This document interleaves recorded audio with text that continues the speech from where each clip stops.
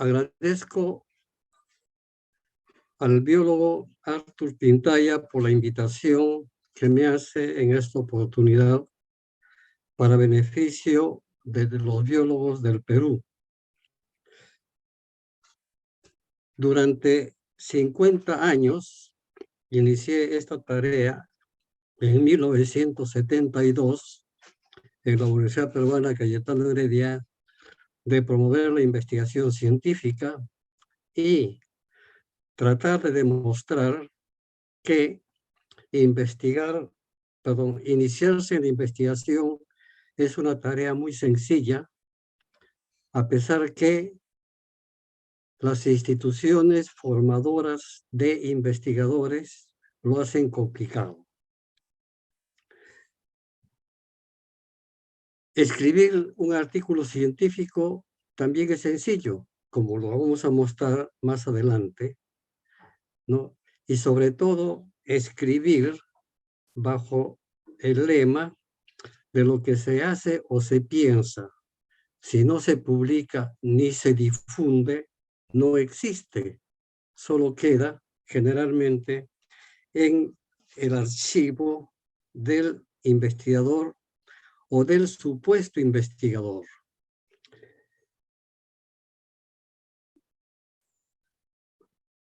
Vayamos en orden.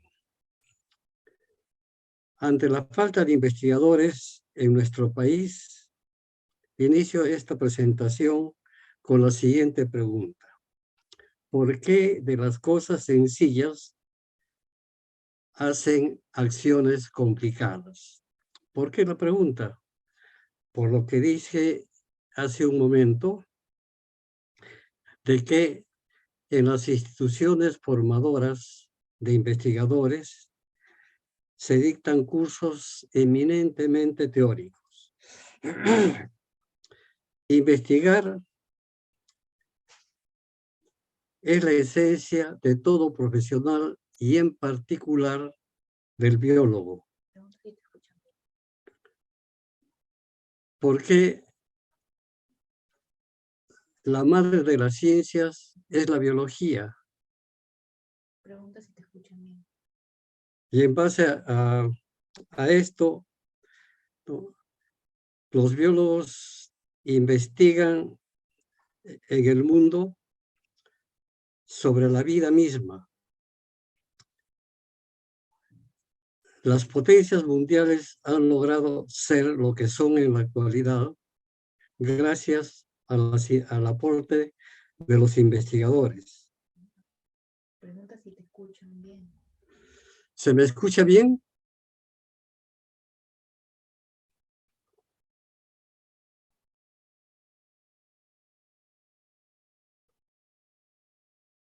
Sí, se le escucha bien, doctor. Ya, Sí, gracias. se le escucha bien. Gracias. Continuamos. Como decía, por su formación, la esencia de todo profesional y en particular del biólogo es investigar y difundir sus descubrimientos publicándolos con el objetivo de que sean utilizados. De nada sirve tener o decir que se hizo una investigación o presentarlo en eventos científicos, ¿no?, y autodenominarse investigador. Se investiga para que los resultados de la investigación, obviamente, sean utilizados por los colegas. La ley del derecho de autor permite copiar parte de la investigación que uno ha realizado. Lo que no permite y es sancionado por la ley es plagiar, que es una costumbre casi, entre comillas, normal entre los investigadores y en particular cuando se trata de las tesis. Ya se ha hablado sobre esto a nivel nacional, ¿no?, incluyendo a la política, sobre el plagio de la tesis. Pero ¿qué ha pasado después de todo esto? Nada. No se sanciona y por lo tanto los jóvenes ven que si los altos dignatarios en nuestro medio plagian, entonces ellos están también, entre comillas, con el derecho a plagiar. Y eso no es ético. La calidad científica de una profesión se mide con base a la investigación que producen sus miembros, cosa que generalmente no ocurre en nuestro medio.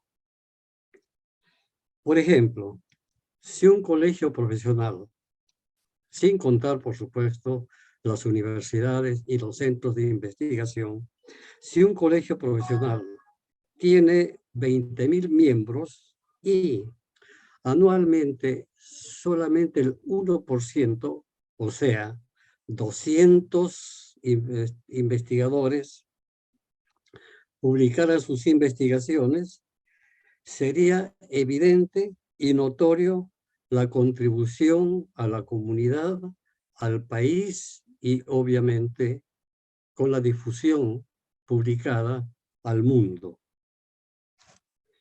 Y si se suman los colegios profesionales, a las universidades y a los centros de investigación, tendríamos una cantidad impresionante de productos de la investigación que beneficiarían tanto a la industria, tanto a la salud, ¿no?, de la población. Antes de la pandemia, los eventos científicos se producían en cantidades. Uno de estos, por ejemplo, el Encuentro Científico Internacional, con 2 versiones al año, uno en enero, otro en julio, agosto. En este Encuentro Científico Internacional se presentaban como mínimo 100 trabajos, entre comillas, de investigación. Pero ¿qué ocurre? ¿O qué ocurría? Esos trabajos eran aceptados en base a un resumen que tiene apenas entre 250 y 300 palabras.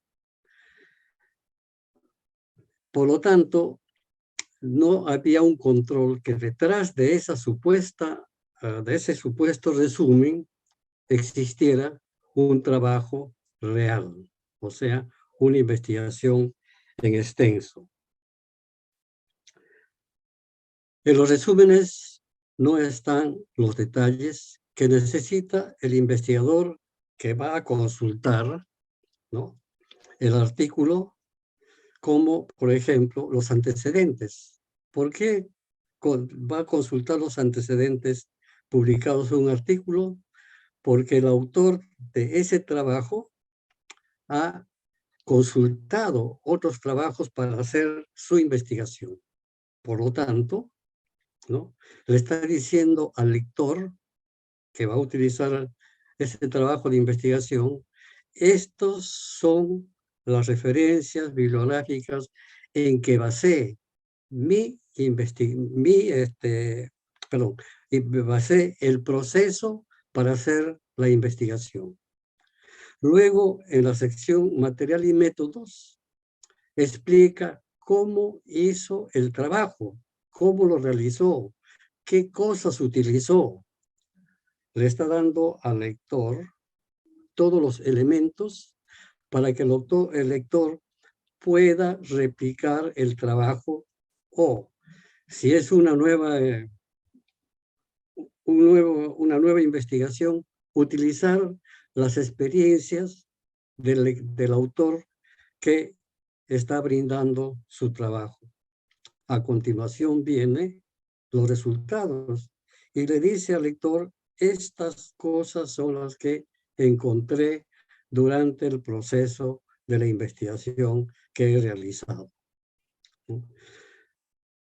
Para obtener las conclusiones, existe otra sección que es la discusión, en donde el autor discute sus resultados con algunos resultados de las referencias que él consultó para su investigación. En esta contraposición puede estar de acuerdo con los autores que consultó, puede no estar de acuerdo, pero está discutiendo y por supuesto eso lo deja a criterio del autor al manifestarle las conclusiones. El último aspecto de un trabajo de investigación son las referencias bibliográficas, algo que causa mucho temor y confusión a algunos autores, porque ven que es aparentemente complicado. Está demostrado, ¿no?, que hay plantillas sobre cómo realizar las referencias bibliográficas. Más aún, los jóvenes manejan la computadora como nosotros antes utilizábamos los libros. En las computadoras existe cómo citar las referencias bibliográficas. Más aún, si uno en nuestro medio se utilizan dos clases de referencias. La referencia de la Asociación Americana de Psicología y del estilo de Vancouver. Ambos dan la misma información, pero tienen sus propias características. Si un autor está acostumbrado a utilizar el estilo Vancouver y cuando va a publicar en una revista y esta le exige el estilo APA, entonces simplemente utiliza su computadora, busca la parte de referencias y prácticamente la computadora o el ordenador, como quieran llamarlo, se encarga de adecuar el estilo Vancouver al estilo APA, a las normas APA y viceversa.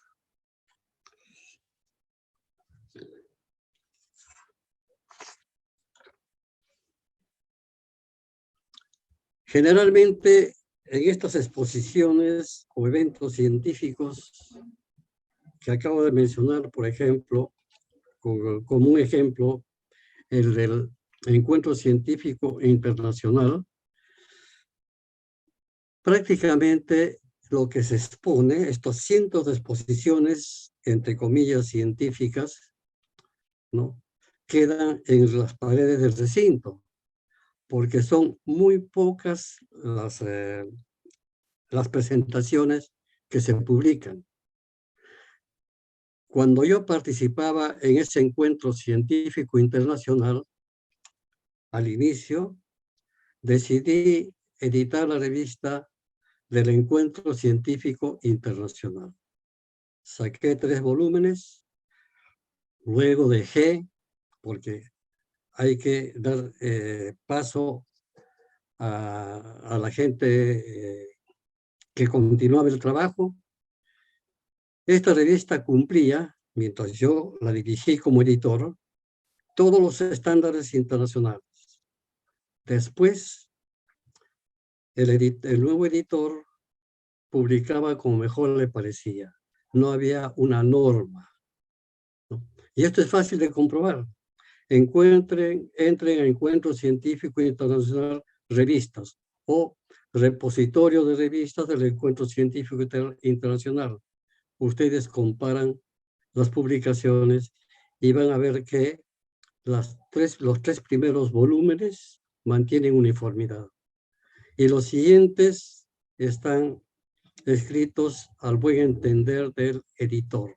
Más aún, la carátula de una revista es incambiable, o sea, es lo que se llama generalmente el logo de la revista. Puede cambiar de color, puede cambiar de forma, ¿no?, pero su formato es único para su identificación inmediata. En este repositorio de la revista del Encuentro Científico Internacional, van a ver que las carátulas varían, ¿no? Repito, al buen entender del editor. Investigar, obviamente, contribuye, como ya dije, al desarrollo del país. Somos un país rico en materias primas, tanto vivas como minerales. Pero ¿qué hacemos? Exportamos esta materia prima hacia los países del primer mundo y luego ellos lo procesan, le dan un valor agregado y nos lo devuelven como productos que vamos a utilizar y en algunos casos que se nos hacen imprescindibles. Y por supuesto, a un costo mucho más alto que el de que lo que nos pagaron como materia prima. La investigación es un proceso que practicamos diariamente. Todos los días estamos investigando porque todos los días se nos están presentando cosas nuevas y nos estamos preguntando por qué, o para qué, o cómo. Y tratamos de encontrar respuesta a esas preguntas. Y a veces las encontramos y otras no. Pero el procedimiento que usamos en la vida común es en base al ensayo y error. Esto quiere decir que estamos tanteando hasta que encontramos la respuesta o de repente definitivamente no la encontramos y la dejamos ahí. La diferencia con la investigación científica está en que el procedimiento requiere de determinadas reglas estandarizadas. Por lo tanto, la investigación científica es universal, ¿no? Para hablar el mismo lenguaje a nivel mundial, a diferencia del siglo pasado, o hasta mediados del siglo pasado, en que cada revista tenía su propio formato, el contenido de los artículos tenían sus propios reglamentos, pero ahora que estamos hablando o que estamos viviendo en un mundo globalizado, ¿no? Necesitamos mantenernos dentro del estándar. En las universidades y en los centros de formación de investigadores se dictan cursos eminentemente teóricos, donde el profesor entra, habla, y el alumno escribe. Pero ¿de qué habla el profesor? Generalmente, cuando no es un profesor investigador, repite lo que dice el libro de su preferencia. O sea que no está aportando nada, ¿no? Es un simple transmisor de lo que está en el texto hacia los que le están escuchando. Perdón.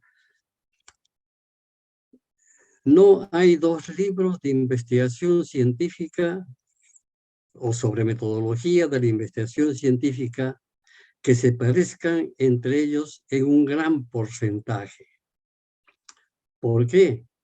Porque cada autor utiliza sus propios conceptos, sus propias experiencias y generalmente algunos de esos autores no son investigadores, pero han logrado la habilidad de recopilar información y publicar libros sobre metodología de la investigación. Hay libros, por ejemplo, prefiero no mencionar los autores, pero hay dos libros que se usan mucho en nuestro medio, ¿no? Uno de ellos, en la sección hipótesis, tiene 6 hipótesis y el otro también tiene 6 hipótesis, pero cada uno es diferente. Pero, ¿cuál utilizamos? Mi sugerencia es que utilicemos la forma más simple de formular la hipótesis, porque cada investigación debe tener una sola hipótesis. ¿Por qué? Porque si hay una hipótesis general, obviamente deben haber subhipótesis. Y cada subhipótesis implica un trabajo de investigación, porque la hipótesis es la probable solución del problema, ¿no?, que se nos ha presentado. Y por lo tanto, debemos comprobarla.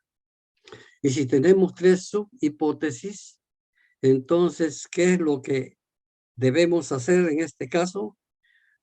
3 investigaciones sobre un mismo tema. ¿No sería mejor, en vez de 3 subhipótesis, simplemente subdividir el trabajo para comprobar cada una de esas 3 subhipótesis, pero como hipótesis? Sobre la hipótesis hay mucha información detallada. Hay libros inclusive que tratan solamente sobre la hipótesis, que tienen numerosas páginas en donde hay una serie de detalles. Nosotros sugerimos que la hipótesis sea sencilla y funcional. Doy el ejemplo, ¿no? Utilizar el sistema del sí y el entonces. ¿Qué es el sí? El sí es lo que yo leí en los trabajos de investigación que he consultado.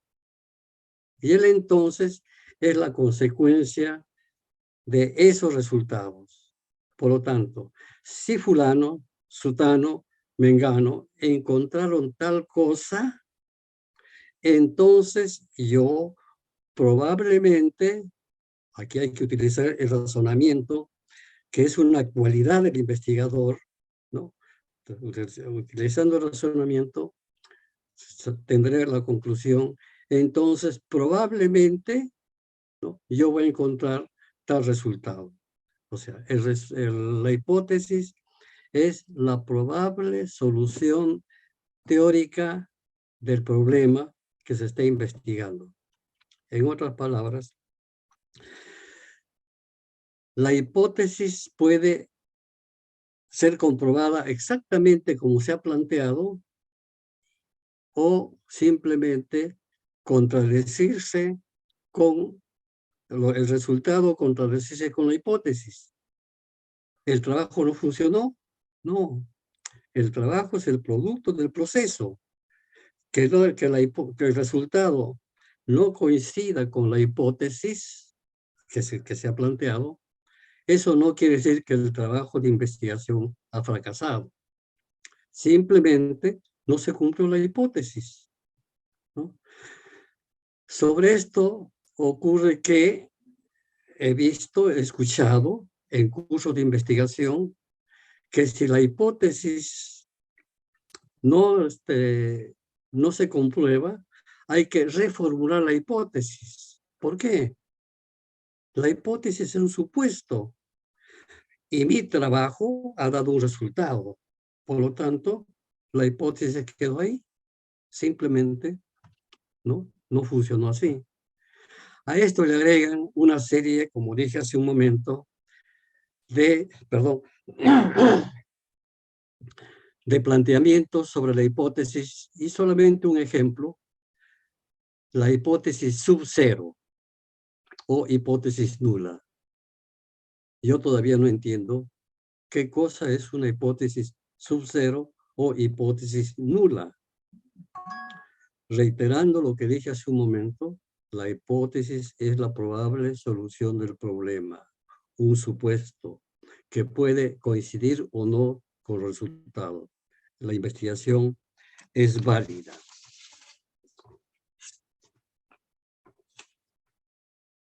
Iniciarse la investigación es un proceso sencillo, pero el estudiante joven que se matricula en un curso de investigación, salvo excepciones, ¿no?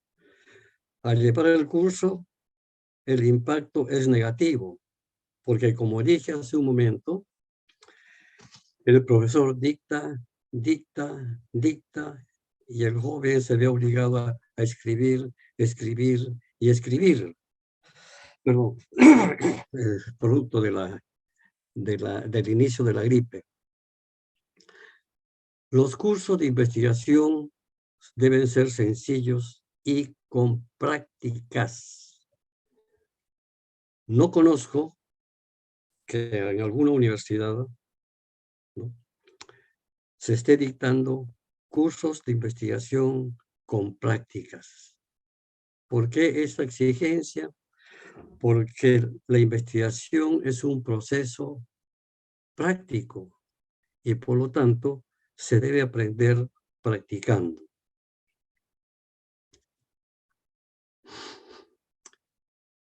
La mayoría de nosotros aprendimos las cosas cotidianas experimentando. Por ejemplo, amarrarse los zapatos no requirió de un estudio, sino de practicar, practicar, practicar.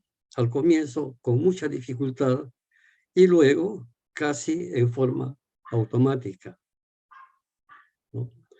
Cepillarse los dientes no requiere estudios, simplemente seguir las instrucciones, practicar, practicar y practicar hasta hacerlo en forma correcta. Y así una serie de acciones en la vida cotidiana. Por lo tanto, para los investigadores, hacer trabajo de investigación también es algo cotidiano. Y por lo tanto, aprendieron a investigar investigando. Como les dije al inicio, inicié la promoción de la investigación científica y durante 50 años me he dedicado a eso. Lo inicié en la Universidad Peruana Cayetano Heredia en 1972. ¿En qué consistió el curso? En esa época tenía 120 alumnos, pero tenía 5 ayudantes. Entonces formé grupos de 3 estudiantes, pero los grupos no eran por orden de lista. Los grupos se hicieron de acuerdo a la afinidad entre ellos.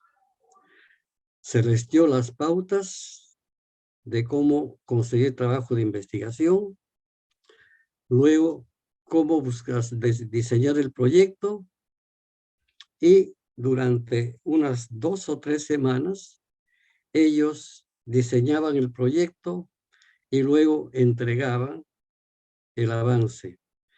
Y con mis colaboradores los fines de semana revisábamos, ¿no?, corregíamos y sugeríamos. Era semipresencial. Transcurrido ese tiempo, les explicábamos cómo desarrollar el proyecto y cómo anotar esa información en el cuaderno de campo, o sea, el lugar en donde se tenía que anotar. Todo en detalle, todo sin preocuparse en principio de la sintaxis. Escribir todo lo que encontraba. Si había algún error, o sea, una equivocación, no tachar. No, pero en otras palabras, no borrar, sino simplemente colocarle encima una raya y, si fuera necesario, explicar por qué se tachó o por qué se puso esa raya encima. ¿no? Porque más adelante podría servir, ¿no? Eso no lo podíamos prever. Entonces, los días lunes devolvíamos los trabajos para que siguieran investigando.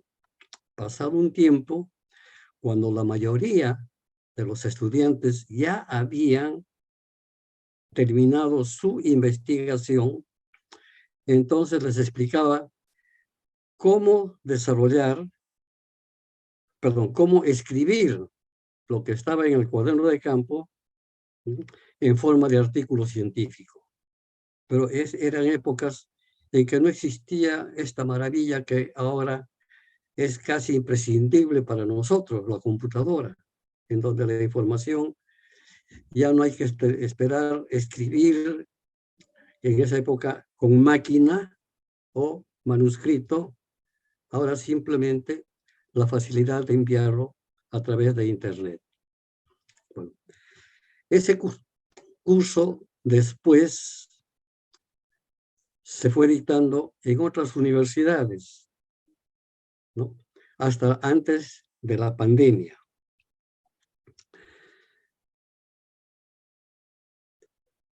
Pero ya fue modificado, o sea, recopilando a la actualidad.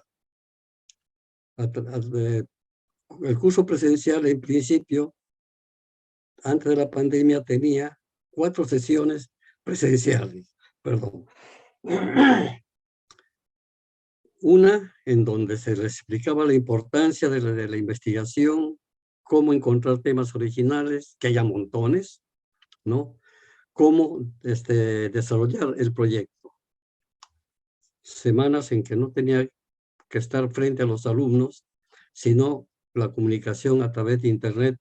Enviaban el trabajo, lo recibía, lo revisaba, hacía las correcciones y sugerencias y se los devolvía. Pero había que poner una nota. Todos los equipos en esta vez formados en grupo de 2, que es un grupo ideal, porque si es uno, se acumula toda la información. Si son 2, hay cooperación. Si son 3, 2 trabajan y uno no hace nada. Y si son 4, ninguno trabaja porque están esperando que el otro realice el compromiso del trabajo. Entonces, al final, la tercera sesión era para explicarle cómo escribir el artículo científico, ¿no? En el formato que pide la revista, en donde se pretende publicar, ¿no? Pero para poner una nota, todos comenzaban con nota 20, nota virtual 20. El envío de los trabajos, el alumno lo tenía que hacer los días sábados hasta una determinada hora. Si no llegaba, se le bajaba un punto. Si el día domingo no enviaba el trabajo, se le bajaba 2 puntos. Y así sucesivamente. La cuarta reunión presencial era para tomarles un examen, pero un examen solo de lo que habían hecho, nada de cosas que no hubieran utilizado o se les haya dictado. Este examen se promediaba con la nota virtual y tenían una nota, pero para considerar la nota virtual, por decir, el alumno tenía 16 porque había incumplido anteriormente y sacaba 18 en la nota real, ¿no? Entonces se promediaba y tenía su nota. Pero la condición para considerar la nota virtual era que debían entregar el trabajo de la investigación escrita, uno para cada coautor y uno para la institución. O sea, entregar al profesor un ejemplar para que haya constancia de que habían realizado la investigación. Esto nos lleva a lo que dije hace un momento, aprendieron a investigar investigando. ¿Por qué no se aprovecha eso? La razón es muy simple. Eso implica que el profesor los fines de semana va a tener trabajo adicional. Y obviamente si no le pagan, ¿por qué tiene que comprometerse? ¿No? Salvo que en realidad sea un investigador interesado en formar investigadores, ¿no? En forma práctica. Relacionado con esto está la tesis de grado. La tesis es una investigación. Diferente al artículo, solamente en un sentido. La tesis tiene numerosas páginas, o sea, no hay límite de páginas. Es muy detallista, ¿no? Porque después tiene que el autor sustentarla para ser aprobado. El artículo no.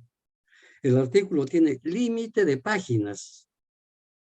Por lo tanto, debe ser de acuerdo a la cantidad de páginas que le pide el editor. Para que no se pierdan las tesis, se deben publicar. De esto les hablo dentro de un momento. Sobre la investigación, en nuestro país está atomizado. ¿Por qué?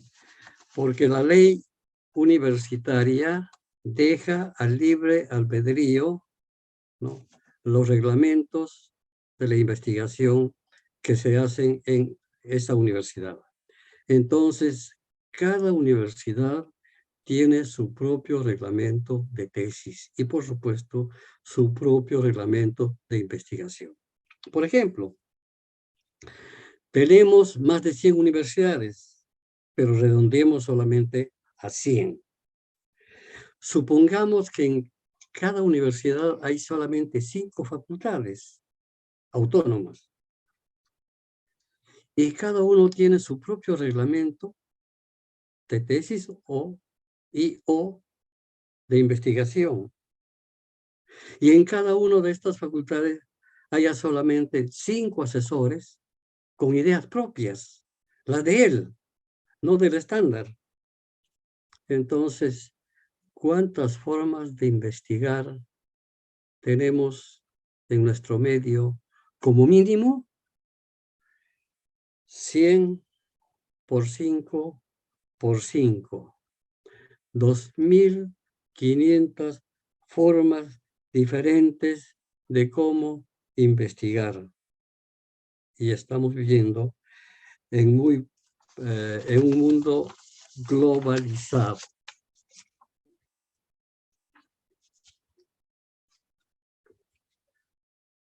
¿Cuál es el futuro del investigador? Perdón. ¿Qué cualidades debe tener el futuro investigador? La capacidad de observación. Es imprescindible que el investigador sepa observar. Todos miran algo, pero hay muy pocos le llama la atención de algo peculiar. ¿Por qué? Porque se ha dado el trabajo de observar. Y cuando observa, ya está encontrando un problema. Y obviamente, el problema requiere de respuestas.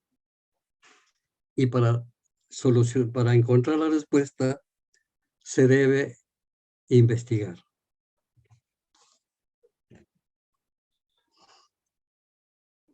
El otro aspecto está en los temas originales. El profesor generalmente, no todos, el profesor de investigación les dice que su trabajo de investigación tiene que ser original, pero no le explica cómo encontrar temas originales. El alumno lo primero que recurre es a las tesis. Revisa tesis, otra tesis, y que en su inexperiencia comprueba de que casi todo está hecho, ¿no es cierto? Por temas originales se entiende obras intelectuales, artísticas, literarias o científicas que no sean copias literales, traducción o imitación de otras, sino creación propia, ¿no? Que sean novedosas. La biología, en la literatura biológica existe una revista llamada de segunda generación que solamente publica la información bibliográfica y un resumen que ha tomado del artículo al cual ha publicado. Esta revista en promedio, mensualmente, ¿no? Informa sobre 400 trabajos de investigación sobre una bacteria, la Escherichia coli, una bacteria que todos tenemos en el aparato digestivo. O sea, 400 cada mes. Esto implica que en el pasado miles de investigadores hicieron experimentos con la Escherichia coli, una bacteria, un procariote. Miles están haciendo en este momento estudios sobre la Escherichia coli y miles harán estudios sobre la Escherichia coli. Y lo mismo está ocurriendo con el Helicobacter pylori. Esto nos da una idea de temas originales. Hasta donde yo conozco, la única universidad que tiene esta revista, el Biological Abstracts, es la Universidad Peruana Cayetano Heredia. Entonces, ahí está el ejemplo de que hay numerosos trabajos de investigación. Uno más funcional. Supongamos que se hace un estudio sobre embarazo precoz en adolescentes de la región de Puno. Y Puno no es solamente sierra, Puno tiene selva. Entonces se publica el trabajo, una persona acuciosa lee el trabajo y repite eso mismo, no copia, repite eso mismo experimentando en la zona de selva. Está utilizando la información de lo que ocurrió en la puna de Puno y está encontrando resultados en la ceja de selva. A otro se le ocurre utilizar esas dos experiencias en la selva y exagerando un poco, ¿no? Y dispone de tiempo, dispone de facilidades y se dedica a aplicar eso mismo, embarazo precoz, en las diferentes etnias de la selva. Entonces, ahí tiene pues para investigar años de años. Con esto los estoy demostrando que temas originales existen a montones. ¿Qué ventajas tiene publicar la investigación? Unas cuantas preguntas. ¿Quién escribió el autor? ¿Quién escribió, perdón, el artículo? El autor. Si hay errores de conceptos elementales, ¿a quién van a censurar? Al autor. Por lo tanto, el escribir el artículo es una forma muy... pero hay que darle mucha minuciosidad cuando se escribe el artículo. Si hay errores en la redacción, ¿a quién van a criticar? Al autor. Pero aquí vienen las ventajas. ¿A quién van a elogiar sobre un artículo bien presentado? Al autor. Por la calidad del escrito, ¿Quién va a recibir felicitaciones? El autor. ¿Quién va a ser conocido y consultado por su investigación? El autor, porque está colocando al final de su artículo su correo electrónico y la comunicación va a ser fluido. ¿Quién demuestra que en su institución, su lugar de trabajo, hay investigadores? El autor. ¿Quién sentirá satisfacción de difundir lo que ha logrado? El orgullo de estar contribuyendo con su país. El autor. ¿Quién incrementa más información científica que va a beneficiar a la población, al país y probablemente al mundo? El autor. ¿Quién aprende más investigando? El autor. ¿Por qué? Porque para investigar lee, lee, lee y lee. A diferencia de aquellos profesionales, como por ejemplo, el que hace análisis de sangre en un laboratorio, el análisis del paciente, que lo hace ya por rutina, constantemente, todos los días, todas las semanas, todos los meses, todos los años. No hay variación ahí. Simplemente se está convirtiendo en un técnico altamente especializado. Cada vez lo hace mejor, evidentemente. ¿Quién contribuye con el desarrollo del país? Ya lo dijimos, el autor. Y finalmente, ¿quién será conocido a nivel nacional e internacional?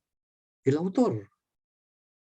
Además, la palabra escrita es eterna, a diferencia de los cargos académicos y administrativos, muy meritorios, por cierto, pero dura mientras se ejerce. Entonces, yo fui decano 2 veces en la universidad. ¿De qué me sirve ahora? De nada, ¿no? Pero mis escritos están ahí, están escritos, están plasmados, ¿no? En la impresión. Entonces, cuando yo desaparezca, mis palabras están escritas, están transmitiendo todavía, ¿no?, a la gente joven.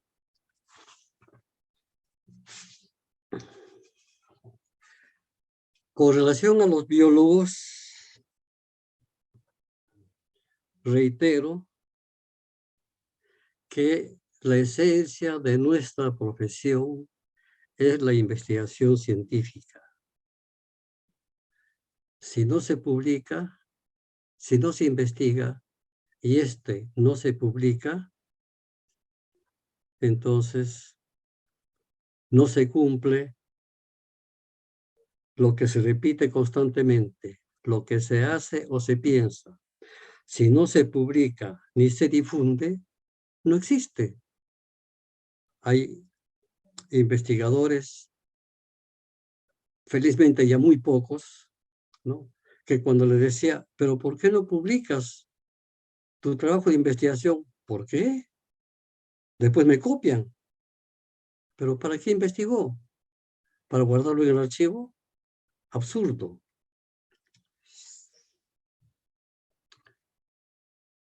Considero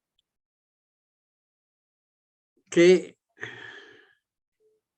el Colegio Profesional de Biólogos del Perú debería tener una revista para recopilar la información de los más de 15,000 biólogos colegiados, pero no solamente se inicia a los colegiados, sino también a cualquier biólogo y difundir lo que están produciendo, ¿no?